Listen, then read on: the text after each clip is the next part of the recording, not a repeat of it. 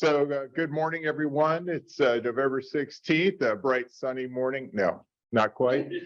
I'm impressed that we have quite a few intrepid chairs who have made it into the breakfast. I guess the promise of a real breakfast was an inducement. And this morning, we also have a larger number on Zoom. I will, as usual, endeavor to keep this at an hour. Last time we failed. This time, I think we may succeed.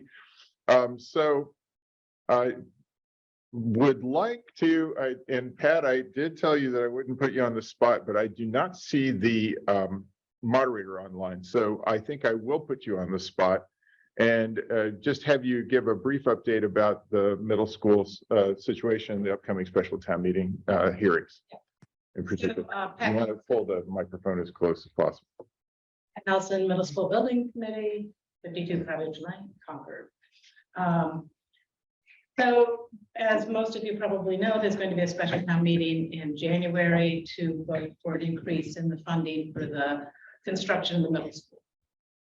Tomorrow night, there's a hearing. FinCom is having their hearing where there'll be a comprehensive presentation of how we got from the design that we started with in feasibility study to coming to town meeting looking for additional funding for the project.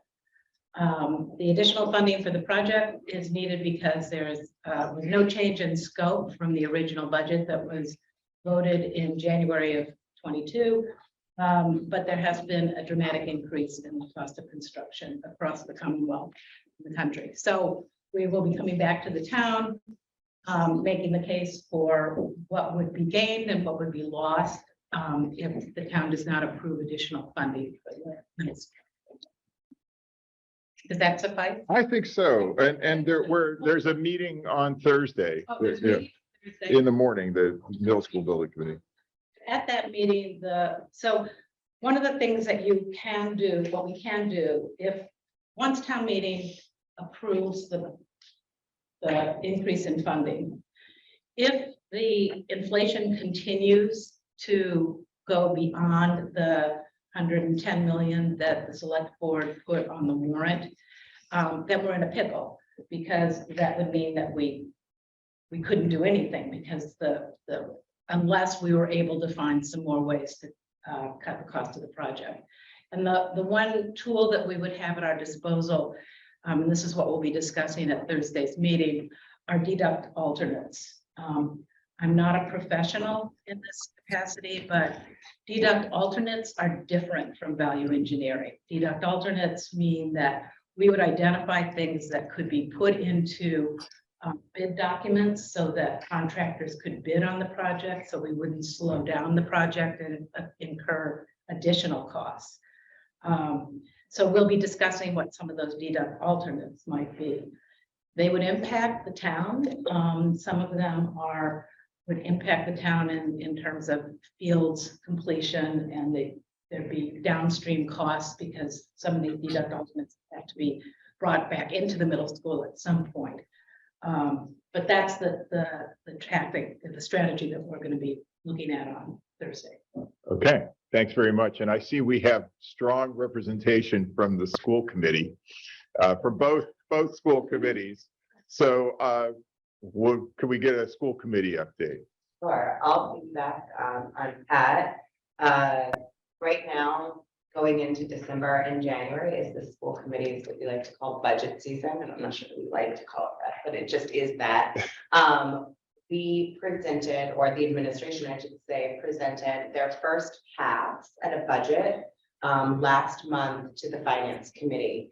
Our budget increase at the region, which Tracy represents, high school, was an increase of 1.9% over last year's cost. This is again our operating budget. And at the district, and at Concord Public Schools, our requested increase was 3.4%. I should note that level service is projected at an annual increase of 3.7%. So we're under at both the region and at Concord Public Schools. The finance committee, I believe, did vote on an initial guideline, which I'm sure everyone in this room anyway knows that this is a iterative negotiating kind of process that begins to take place. I believe that they offered us on their first pass an increase of 2.5%. So we have some work to do in that regard. That I think is the most important work you'll see us doing over the next 4 to 6 weeks. We do have, our other sort of more interesting, the wrong word. We do some other work as well where we talk about students and achievement and wellness and all of that. And we do have some interesting presentations coming up. Our next meeting is the Tuesday before Thanksgiving. Wow. But we do have a really, really interesting presentation coming up on a lot of academic metrics from our Assistant Superintendent of Curriculum and Learning. Yeah. That's our big. Tracy, anything to add?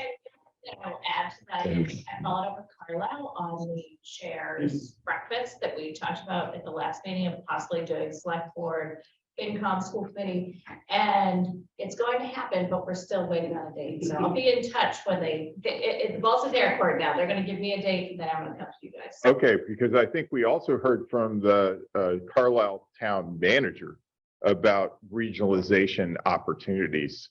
They're open to a lot of things. And so we have an upcoming joint meeting of the select boards as well. So Push that a little bit more and get it to happen. yeah. Okay, great. I would like to remind those that are online, if you could add after your name and go up there in on the participants window and click to rename yourself with a comma and your board or committee name. Thank you. Now, I guess I'm going to continue with folks in the room. I'm going to move to DEI. Can we hear about the DEI Commission? And you want to move the microphone just a little bit. Sure, absolutely. Good morning, everyone. My name is Rose Cressley. I'm the co-chair for the DEI Commission along with Josh Lee, who's currently in Cuba. So our big update is that our DEI community survey has been released to the public, which I hope all of you have received via your email addresses. It's also been posted online and gone out as a town-wide alert. And we're really seeking to have as much engagement from the community to complete the survey, to really further inform our future and strategic efforts from here. Some other activities that are happening now is several of our members are reading into the housing production plan document and provide feedback around that. We're also developing a DEI directory for the town with town resources and contacts as it relates to matters related to DEI. And then we also have had lots of engagement from our relationships with the school system, in addition to the police department, and we're seeking to do a collaborative community DEI coffee either in the coming weeks. So we're in the process of kind of ironing out those dates and venues and plans, but as soon as we can solidify that with our collaborative partners in town, you'll be hearing about that as well. We welcome you all and members of the community to attend. All right, thanks, Rose. And then how can people find the survey? Because I think we want to encourage as many people to take it as possible. Absolutely. So if you go to the DEI section of our town website, it is now posted as of yesterday on that section of the website. It's also been put out as a town-wide alert as of yesterday. And then I can be sure that if anyone needs it again, it can be shared via your email. Perhaps we should share it out to the chairs list. Yes, here. I think that already has been done. Okay, that's already been done. Then great. Okay, and if you want to share with your boards or committees, I don't think it would be a violation of open meeting law to do so. Okay, and then our select board is looking forward to meeting with the DEI Commission in December. One of the things I just wanted to note is that we have one of our goals of the select board have a goal to do DEI training, and so I don't know if the DEI Commission has input about the type of training or amount that we should get or other recommendations, but that would certainly be something we'd be interested in if there's an opportunity to provide that. Okay, now, another thing that I'm aware that's coming up soon in the town is the townwide reassessment. Something that affects all property owners in town. And so I would like to call on David Carr, who is online, to just give us a little bit of update on where we stand with that process. Okay, well, we're we have been approved, so we have our values. I think the I've forgotten the link again. The moderator provided it last time, but the values are online, and we have our classification hearing on the 28th, at which point the select board will set the tax rate. Okay, that's right. So at near the end of this month. So if you want to, if you own a home, you can look online and see how much the town thinks it's worth. And actually at this point, how much the state thinks it's worth. Yes, and one thing to keep in mind, the tax rate is projected to fall by about $1,000. So your taxes are not going to go up as much as your house value did. In fact, and some people may find their taxes going down. Okay. So it's good to know. It's good to know. Yeah. Okay. There was one other, one other detail. The select board had asked at our last meeting with the assessors, or at least the last presentation by the assessors, for some information on the senior means. The senior means tax exemption is fine. The residential tax exemption, which now. So one of the questions was how taxes would be affected by the middle school, and now I guess have two numbers, and I don't actually know what either of them is at the moment, and I'm wondering if there's someone on the finance committee that I can get those numbers from. We did have at the finance committee a discussion of potential tax impact, with assumptions about interest rates and so on. I do not see Peggy Briggs on the line this morning, but definitely that information is either available from her or Bob LaSure, and it will certainly be discussed at tomorrow evening's special town meeting hearing. And with that in mind, it looks like now Carmen Reese has joined us. And I just thought, Carmen, if you could provide a little bit more detail on the special town meeting process and where we're at with that. We did have a little update from Pat Nelson about the middle school project itself, but special town meeting more generally. Certainly. Thank you, Matt. A special town meeting will happen on January 21st, and it will be at the high school. It's going to take place inside several venues in January 19th. We'd Thank like you. to. I thought I had the date wrong. Thank you. So it'll be January 19th, and we'll be using both the auditorium and the gymnasium, and things seem pretty okay at the moment in terms of COVID transmission, but there's no telling what it will be like in January. And the plan is to make the auditorium a masks required part of the venue, and the gymnasium will be masks optional.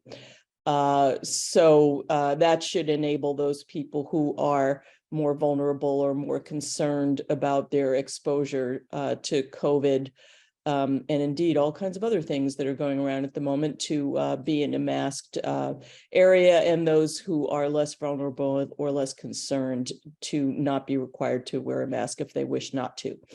But we do have to remain flexible in these times, and if we need to adapt because of whatever the public health situation is as we get closer to that date, we'll do that.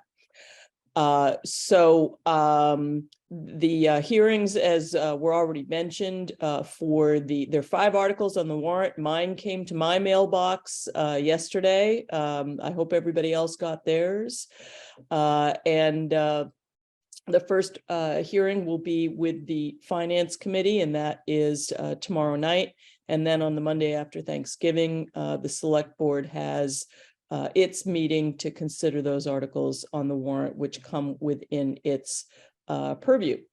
And there may or may not be a consent calendar that I propose to the select board. We'll see. But in any event, I completely expect that we'll finish this special town meeting in a single evening. And by the time the special town meeting takes place, we will have already opened and closed the annual town meeting warrant. So we're proceeding on parallel tracks here. And I think that's it for me. Thanks. Okay, and Carmen, I just one small concern about the masked versus unmasked venues is that I just recall the auditorium has some accessibility concerns, you know, and I think about the population that would be most interested in masks might also be the one that needs the most accessible accommodations. So it's just something to think about as we go. I realize that the gym is a much larger and open venue, so it's. Yeah, well, you know, Matt, we did seem to work that out pretty well the last time. We reserved a lot of seats on the flat level as you enter the gymnasium for folks who needed them. And then there is an elevator and you can come in at the top as well. So that I didn't have any complaints about that the last time we did this way. Oh, so well, then that's great. Okay, then I'll be quiet. No, you're right to raise the concerns, and it's something that we think about, but it seemed to work out okay last time. Okay, I was going to say that just to give people a little bit of advance warning, because I've been told that that would be a nice thing to do. I'm going to go next to Jill Block, speaking of health concerns, but then I am going to move to Melissa Maxwell of the Ag Committee, Nat Welch of the Bruce Freeman, and then Sharon Jones and Courtney Easton of CSEC and CAB respectively. We'll just sort of queue up a few here. So go ahead, Jill. Hey, good morning, everybody. Jill Block from the Board of Health. So glad you're putting those plans in place. Recently, the town did have a vaccination clinic, which was highly subscribed, and there will be another one. These are coordinated along with the Great Meadows Regional Health Collaborative, which Concord is now part of for some shared services. We met last night and we met a new inspector. You know, one of the, I'd say aftermaths of COVID has really been, it's very hard to find people who want to work in public health. So we are fully staffed. We have, you know, the new director, and we also, the inspector we just hired who does all of the septic inspections, you know, is coming from a totally different field, but there were no applicants for this kind of work. And this is a person who basically was able to read a septic plan, write a report and interpret it correctly, but and is eager to learn it. But that's kind of what we're up against. Wow. Which is really a little disconcerting. We also last night had 2 new nominees for our Board of Health, and hopefully the town manager will accept those nominations and we will be fully staffed from the board perspective. Once that happens, one of the things we've talked about doing is you know, recognizing that health activities happen in a lot of different departments. So for instance, recreation is a healthy activity. DPW with sanitation is a health related activity. So there's going to be a convening of the different department heads to really think about what different pockets of public health are operating within the different departments and try to come up with a more unified plan. And this is in part to be able to spend down money the town has received or the health department's received specifically from the opioid settlements. So about $50,000 for that. So we look forward to that. But one of the things I learned about for the first time at our meeting last night is that the Board of Health or the health department is responsible for weights and measures, scales. So, and the, you know, the monitoring of that, and this costs us a lot of money. We previously were able to contract with the town of Acton for that service because it's a highly specialized skill, which comes with specialized equipment. We don't have that. They ended that contract years ago. We were able to contract with the state and they've just doubled the rate on what that costs. So, you know, it's now it's been about $6,500 a year for those services, and it's about to double. So this is one of those kind of things that are put on the health department that doesn't necessarily fit there. It's something that is housed elsewhere in many other communities. And it just eats away at, the department's budget for doing things that you would more recognize as public health related. Who knew? I guess it is important that we know that, that our food scales are accurate and not contaminated, but I don't even know if they're checking for that when they're done. Anyway, the other thing that's now in our budget is the ongoing monitoring of White Pond. The APOD system that was put in there has been seeming to work, but it's really hard to know whether that's the improvements this year was caused by the extraction of the biomass or whether it was because it was a drier summer. So that pilot will go into a third year, or that project will go into a third year, or a second full year, I should say. I'd say that's it. Okay, I'm still promoting the first townwide rainbow trout fishing tournament for White Pond the day after the stocking occurs. Let's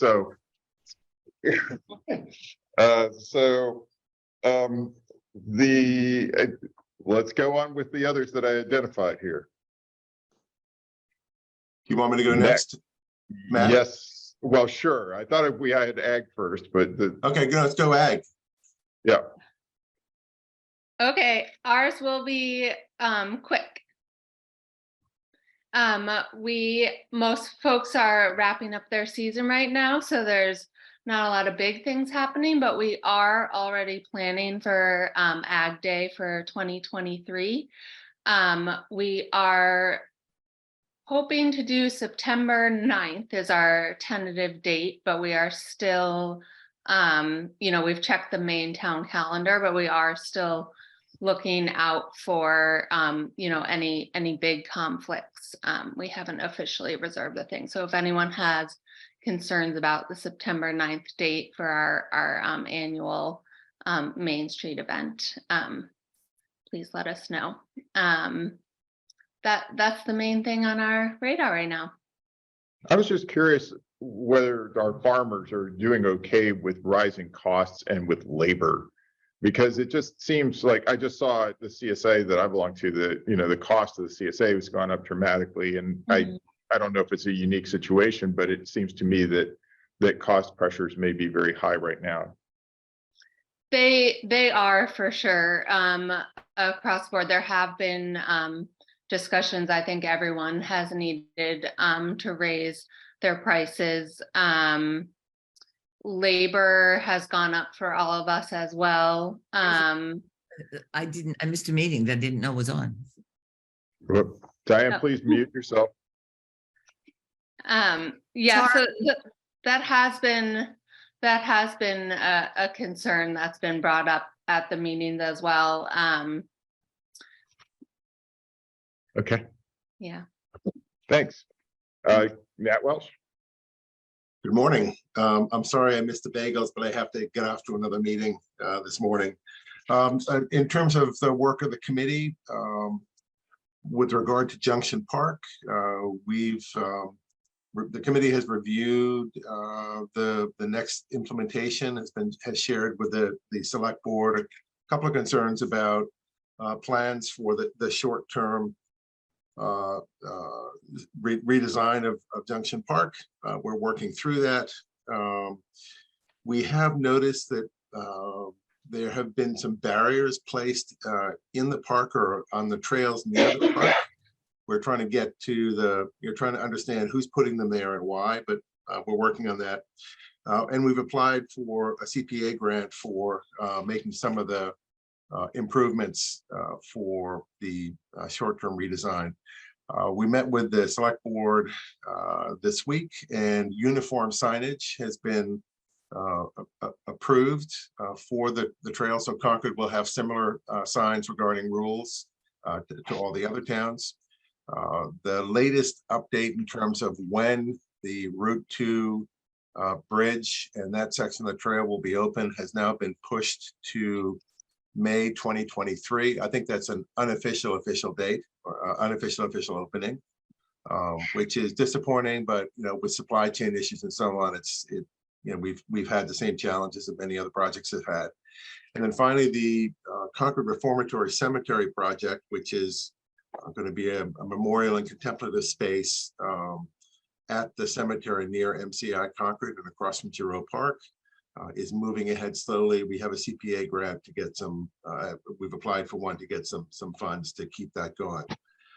And I think that's it, other than that Sudbury, the surveyors have been marking, the path for the Sudbury portion, which includes the last half mile of Concord from Powder Mill Road to the Sudbury border.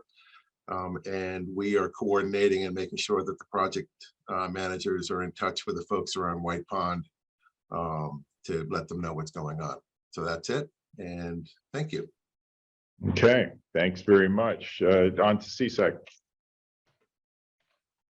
Can you hear me? Yes. Okay, my screen is frozen, so I couldn't tell. So we don't have a lot to report. We do have a joint meeting with CAB this evening.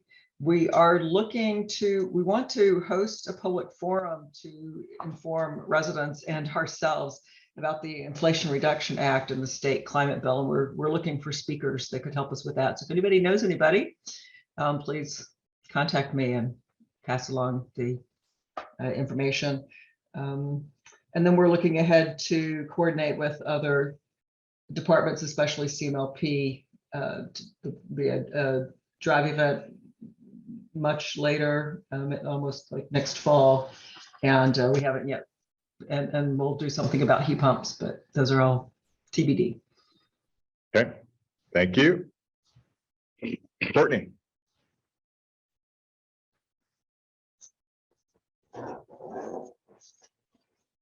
You're on mute, Courtney, I believe. Sorry about that. No surprise, we're having a joint meeting with CSEC. In person tonight, tonight, in right? person, Yeah. I think in the room you're in right now. In this room. Yes, yes. So we will be quite a group in there tonight, which is great. It's the first time we've met in person since before COVID. So pretty excited about that. I think we have an additional item on the agenda that Sharon didn't mention, talking about the specialized energy code. So it's something we'll be discussing as CAB and CSEC tonight, and what to do at the town level, because that is an opt-in code as we understand it. So that'll be an interesting discussion. And then we've had some good conversations recently with the Transportation Advisory Committee, which has, I think, spurred some additional conversation about how the two groups can, work together on an initiative or two. And I think the other thing that is new for our group that we haven't really tackled yet is the composting. But all of this to say, we are hopeful that there's a sustainability director in the works. I'm waiting to get an official update on that, but I'm hearing good things in that direction. And so, really, once that person gets on board, I think we'll also then see how the initiatives might shift and change priority depending on that person's agenda, sort of thing, and how they're going to tackle a lot of the climate action work that we've been doing. So anyway, exciting. We're excited to hopefully maybe get someone in that position again after a few month absence here, and just keep moving. So. Yeah, the sustainability director, it turns out, is a very strategic hire for the town, and the lack of one in the last few months has created quite a big backup, I think, of initiatives. Agreed. We're really missing having a director right now. Yes. So Yes. I'm very hopeful we'll get someone on board. Okay. All right. So now I want to move to the next few. In fact, go with the Municipal Light Board, followed by PEG Access. I see the call from the Board of Registrars. I don't think we've had the Board of Registrars recently, so I'm excited to hear from the Board of Registrars, as well as then we'll shift to housing with Lee Smith and Keith Bergman. Okay, so let's go that sequence. Okay, Go ahead, Brian. I haven't been able to attend this meeting in quite a while, and so we give you a half an hour long update. Topics or- We're more or less up to date, but not recently. And what's going on next and what help do you need? These are all the things we're really looking for. What can we coordinate on to, Well, not a lot to coordinate on right now. We have a PCA that's been on the bill since June that will come off at the beginning of the year. So that additional 6 cents per kilowatt will go away.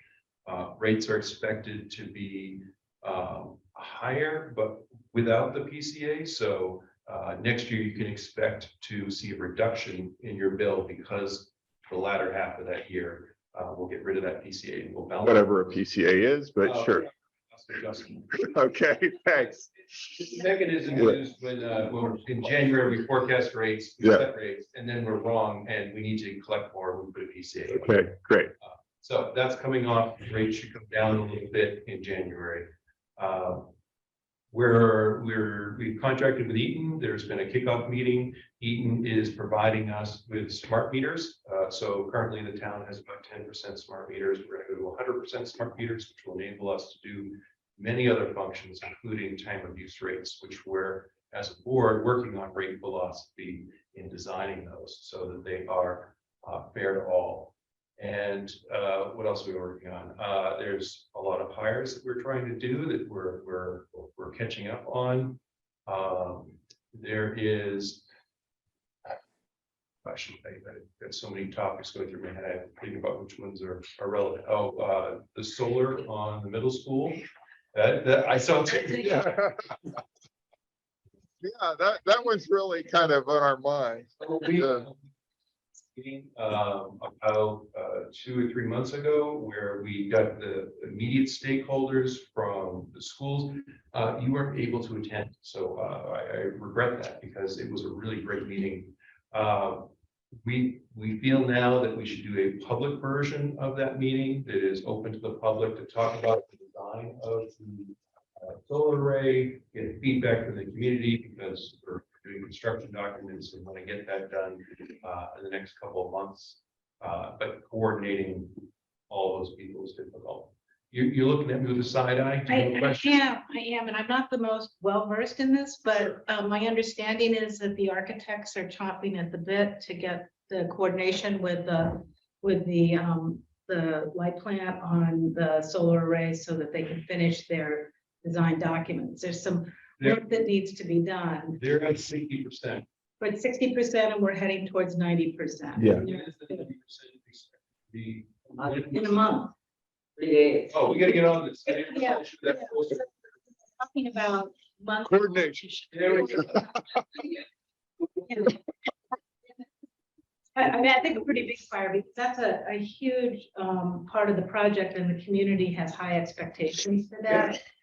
So coordinating with the light plan is really important to us. So right now with that project, we've looked at, so there's some permitting. So solar farms need a larger setback and the design currently goes closer to the road. So we've got to figure out some of that. But most of the design, most of the coordination between Solar Design Associates, the light plant, the SMMA and others has happened and is in that 60% document. So really what I want is to get the visuals of what this will look like in front of the community because we don't know what kind of feedback we're going to get. You know, we don't like the look of that and so forth. But whether or not we can be that close to the street is a question being worked on, but we do need that public feedback. So I think the documents are pretty close to being ready as long as there's no major design changes from feedback from the community. So I'll put a fire under it. Yeah, because We'll what try to get it done in the next month. Yeah. Because I know that they're ready. It's just we've got so many topics we're working on. It's prioritization, triage of agendas. Okay. All right, thank you. Okay, Carly Reed, PEG Access Advisory Committee. After our last meeting, we met with our advisor, our consultant that we've hired to help us with the Comcast franchise renewal, and we have a 1.5 year long schedule on what we're supposed to be doing for the needs assessment of basically how is Comcast doing here in town. That will take us up through August of 2023. After that, we start negotiating with the company. But between now and say first part of February, we're going to be looking at the other projects we have. One of which is doing our annual report. And Matt, I'm wondering, do you know when those annual reports are due? I think they're supposed to be done up through the end of the calendar year and then due sometime early part of January, whatever it is. You heard about that? We do also, we publish a document each year, which is the annual report. And I don't know the precise timing. It's been a while since I've had to personally be involved in that. But thanks for the reminder. I think we are starting to enter that season. Yeah, I mean, this is something that is kind of a broad requirement. And it's actually a very big opportunity, I think, for committees and boards, because it's a way to get the public, to be aware of your scope and your activities. So it's a recruitment tool as well.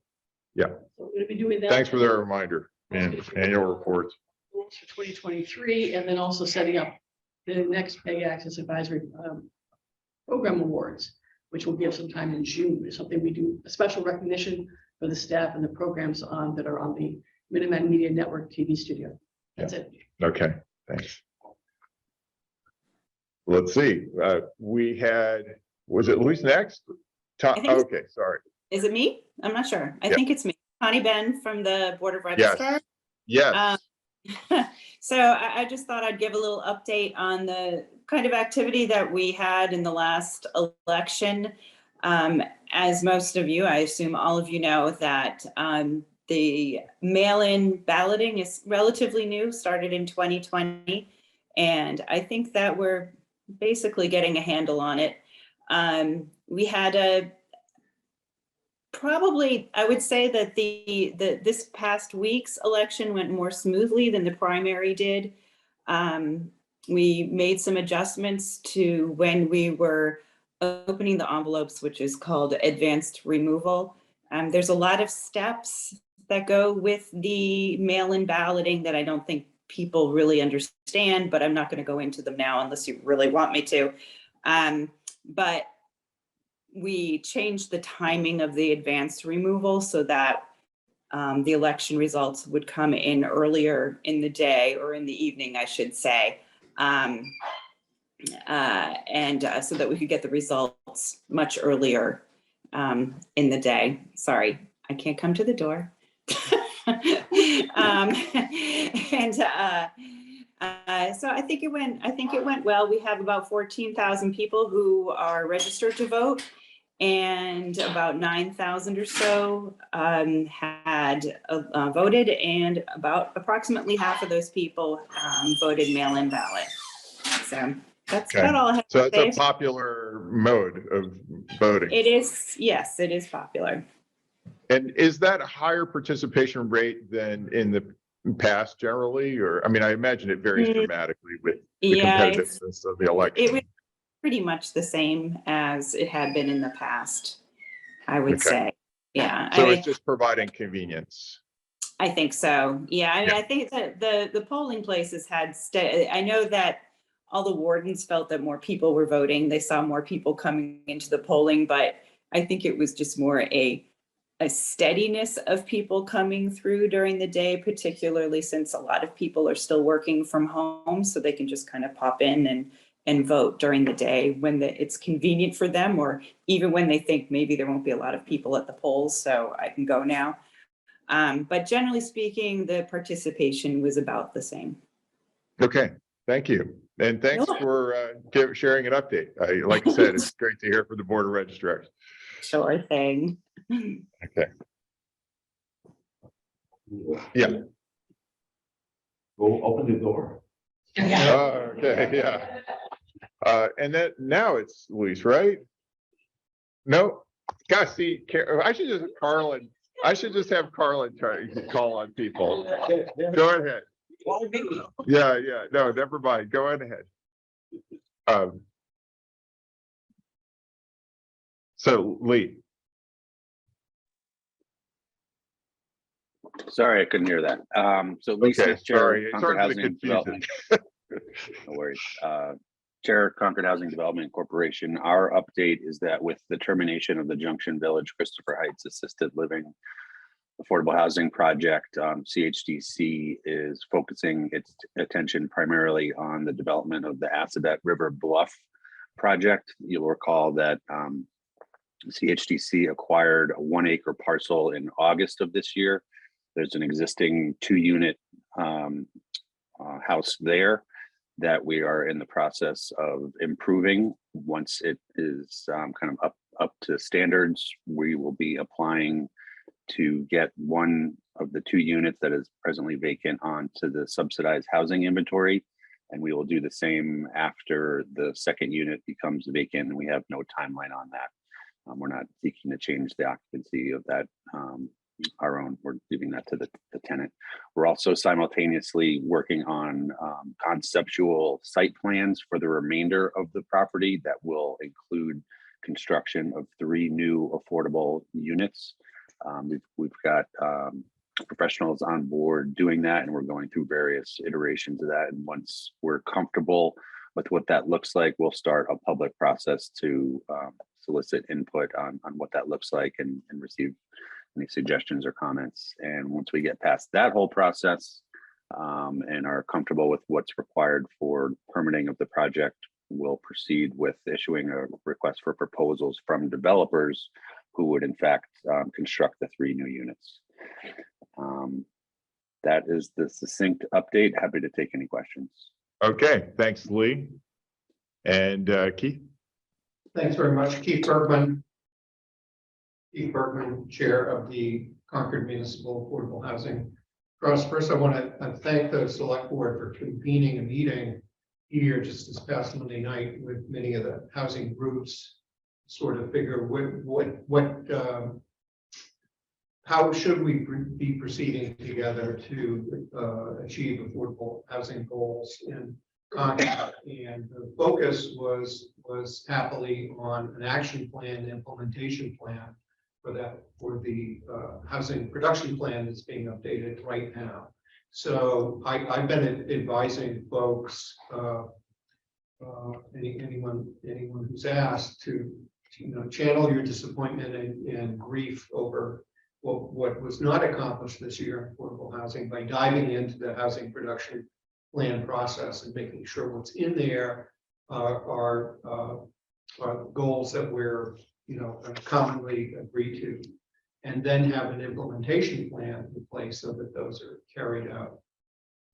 In the long term, one way to implement our goals would be if the legislature approves dedicated funding sources for the trust. The Select Board has inserted onto the warrant for the January 19th special town meeting, refiling of 2 home rule petitions to do that, one for real estate transfer fee, the other for a building permit surcharge.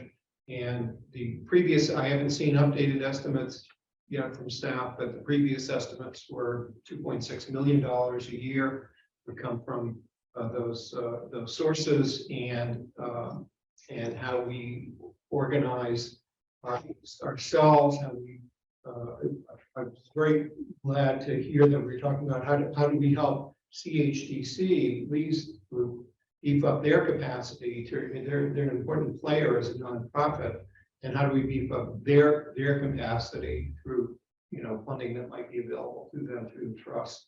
In the even shorter term, though, the trust will be taking a vote tonight on this matter, but we're hoping that the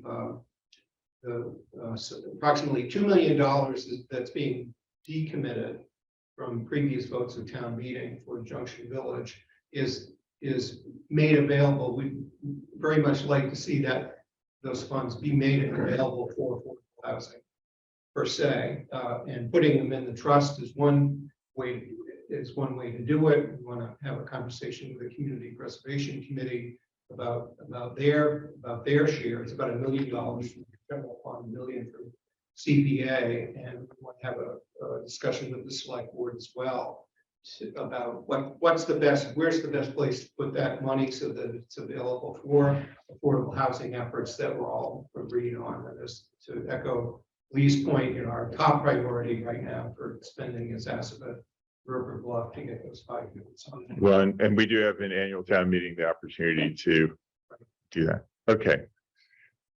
Now I'd like to, well, let's see.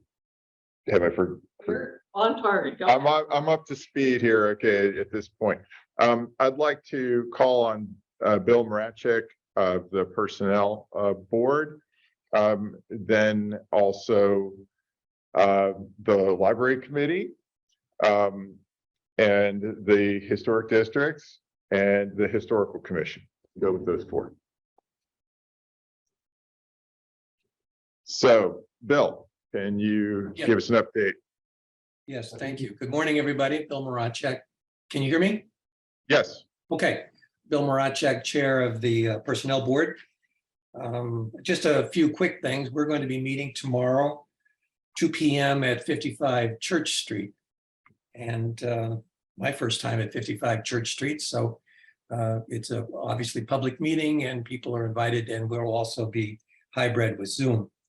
We're going to discuss the Personnel Board's presentation to the Select Board regarding the Personnel Study Task Force's report that was submitted probably 2 weeks ago, 3 weeks ago.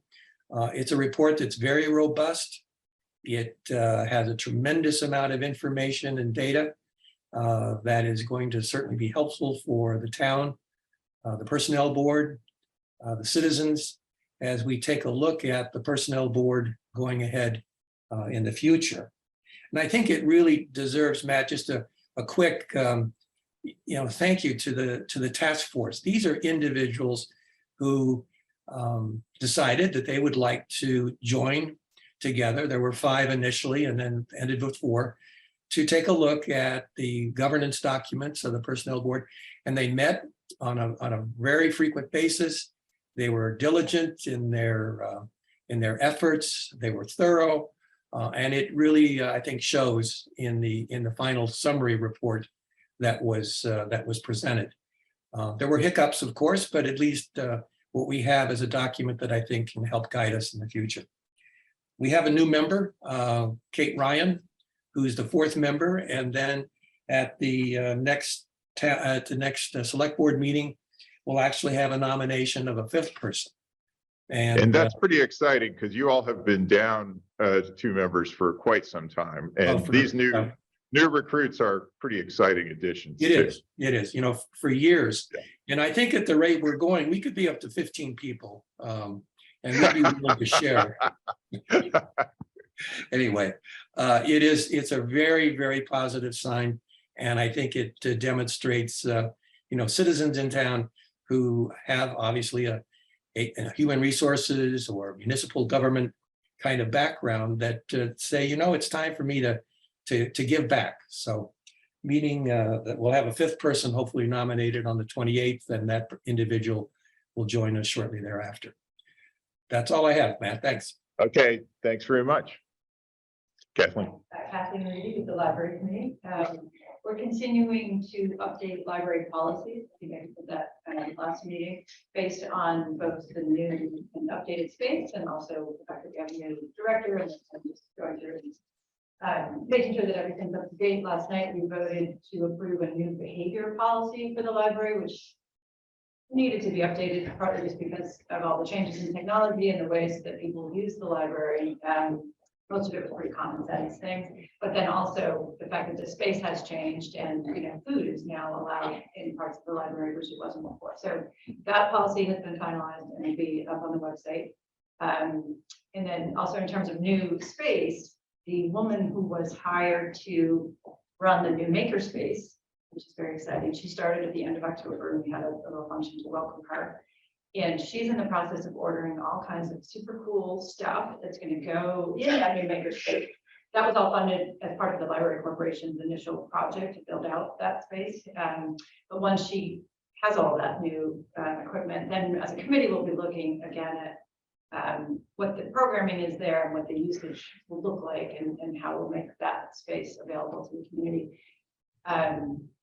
We are still with the Library Corporation working through changes to the meeting room policy, again, based on the changing space, most specifically around the Goodwin Forum, that new space and how that can be used and reserved and so forth. So we're hoping to have that policy finalized in December. Okay, thanks very much. Is it Melissa next or no, Luis next and then Melissa? Okay, thanks. And then after that, I would like Bob White and Diane Proctor to go after them. Okay. I'm Luis Verspetti. I'm the chair of the Historic Districts Commission. We are working on membership. We're going to have 3 vacancies as of January 1. We're trying to keep some people that are supposed to go out based upon a number of rules that we're revising with the town planners and that we hope to present to select board for their approval. We believe that all these rules can be approved administratively and they don't need to go to change any laws or regulations. We are also sending letters to the 5 appointing or nominating committees, which includes the library, the museum, the select board, the natural resources, and the planning board. And apparently some of them didn't even know that they were supposed to nominate members of the Historic Districts Commission. And we're still don't know exactly who is supposed to receive the letter because the wording of the law is kind of ambiguous. So there may be letters coming out at some point reminding people to nominate the members. We just approved a renewal of a property in Liberty Street, which is a neo-Gothic revival. And this was a very exciting project, and I believe that it's going to be very good. And we're looking forward to working with the Historical Commission for the Historic Preservation Awards, which were on hiatus for a short time because of the pandemic. But we're looking forward to reviving them. There are a number of properties that have been very carefully restored and deserve all the recognition they may get. Thank you very much. Okay, thank you. Melissa. Thank you. Good morning. I'm Melissa Stallfield, Chair of the Historical Commission. Picking up what Luis just said, yes, the Preservation Awards will be held May 18th, 2023. We're going to host an event in the townhouse. The submissions, however, are due February 28th, 2023, and forms are available on the Historical Commission's page of the town website. Moving on, we think we have finally reached language for a preservation restriction on the Wright Tavern. This is something that's a preservation restriction held by the town, but that is overseen by the Historical Commission. This has been months in the making, and I think that we've finally got the wording.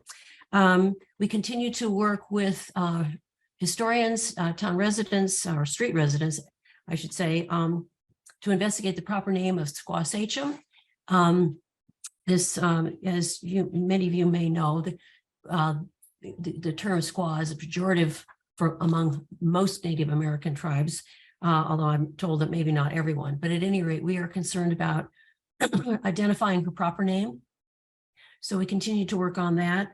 On Friday, we will be submitting another letter to Federal Highways and the Mass Department of Transportation with our comments on the proposed so-called resurfacing project for Route 2A and the Battle Road. We also continue to work on developing the rules and regulations that will implement the scenic road bylaw. This is something we work in conjunction with the CPW as well as the Planning Board. And then finally, many of you may have already gotten a letter from Massport. They will be conducting another environmental planning and status report that evaluates the current and future impacts of operations at Massport. This is something that many of you recall was a huge battle some 20 years ago. So this is something we will pay attention to. And that's it.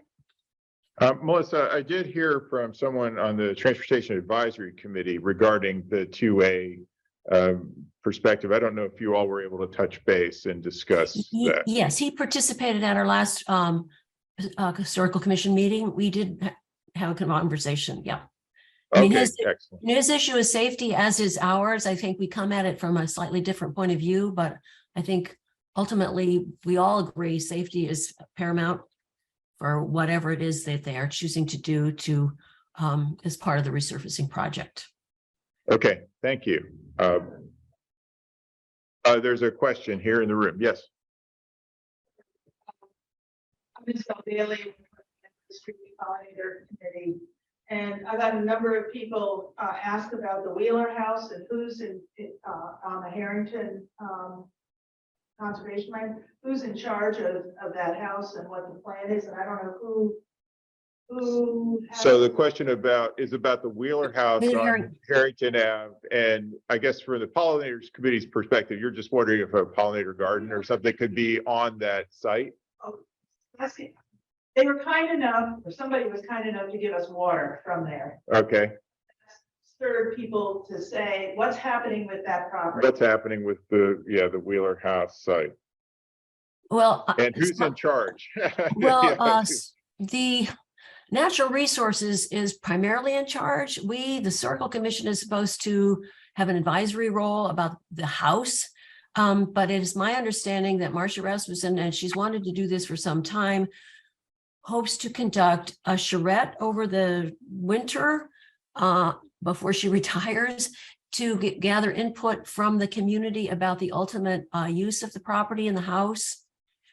That's all I know. We Historical Commission, along with Marcia and Ann Clifford, went over there a couple of weeks ago because the tenants are now gone, and we wanted to see kind of the shape of the house. Okay, thank you. Actually, Isabel, if you had let's go ahead. Let's go back to Bob was next. Yeah.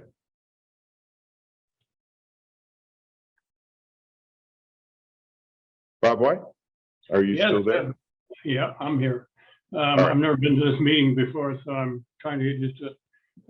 The Trails Committee continues its ongoing work to keep the trails open, especially when trees are so stressed from last summer's dry weather that they are continually falling across trails. So we try to keep those open. I did want to mention that, if you probably know, the Bedford town special meeting rejected development of their portion of the Reformatory Branch Trail. And therefore, that's in line with our own rejection in our last town meeting of the section in Concord. That will please many people who wish that the whole trail system remained in its natural state. And that's really all I have. Okay, thank you. Yes, and Diane Proctor from the Community Preservation Committee. Thank you, Matt.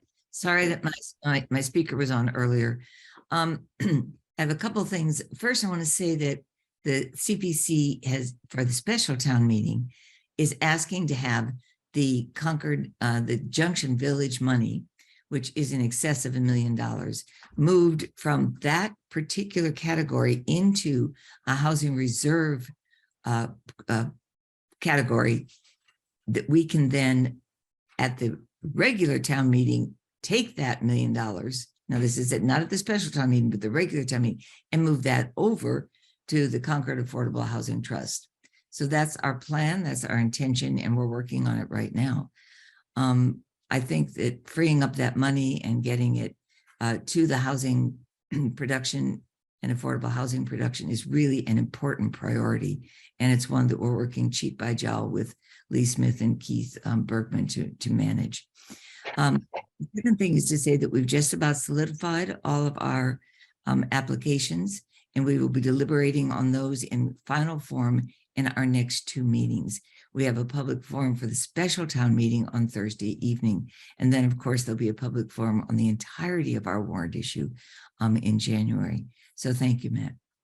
Okay, and Diane, I wanted to mention that among the housing production plan draft strategies is one of trying to use the CPC's borrowing powers to be able to fund a larger scale of affordable housing project. I just wanted you to be aware of that, and it'd be nice to know if the CPC has any views on that. I know in the past there's been some caution about using borrowing powers. This is the first I've heard of that, Matt. Do you know who's initiating that idea? Well, it's in the draft housing production plan. So the Oh. forum was last night. The public comment period is open until December 5th. But we had a CPC meeting last night, just as the housing production plan meeting was meeting. So Yeah, I think it's exactly the same time. I Yeah. couldn't attend that, so I didn't realize that. We know we have not deliberated on that. I look forward to exploring that. Thank you very much. Okay, and now I'd like Elizabeth Eldon, Jean Goldsberry, and Isabel to finish us off. I believe that's all we have left. Hi, everyone. Elizabeth Eldon with the Hugh Cargill Trust. We are working on our annual report and the annual appeal for the Hugh Cargill Trust Committee, as well as the Tax Relief Fund. So that is it. Nice and quick. Wow, that's a record. Okay. Jean. Good morning, everyone. The Commission on Disabilities met last week, and we continued our discussion about Junction Park and safety concerns there. And as a result of that meeting, we've reached out to Marcia, and I think we'll, excuse me, we'll certainly continue to keep an eye on safety features for Junction Park for everyone. We also had a presentation from our newest member, who is a member of the hearing loss group, and he talked a little bit about their research and a bit about where things stand right now in terms of equipment that's been purchased that needs to get installed, but there are lots of competing demands for people's time. Aaron Stevens joined us in the meeting, and we talked about the Concord MBTA station not being accessible and the need to have that be accessible, particularly with the upcoming 250th anniversary. So that's certainly something that's more than on her radar. And we also had a discussion about safety crossing Sudbury Road from the Stowe Street parking lot that's recently been expanded with additional handicap parking spaces, and crossing that pretty busy intersection area and getting over to the library. And we have a little bit of money in our commission that comes from handicap parking fines that the town issues. And so we're reaching out to see if there's a way that maybe we can put a little money in, the town can put a little money in, and some kind of pedestrian cross light would be able to be installed. Okay. Very interesting. Isabel, I don't know if you could step to the microphone. And then I also wanted to mention, in the meantime, I don't see anyone from the COA board here today, but that I was at a COA board meeting yesterday. They're taking up the topic of ageism. And they noted in the meeting that they were looking at the DEI Commission's charge, and that age is not one of the criteria. So they were interested in that and wanted to compare notes. Okay. Isabel Bailey, 121 Everett Street, Pollinator Advisory Committee.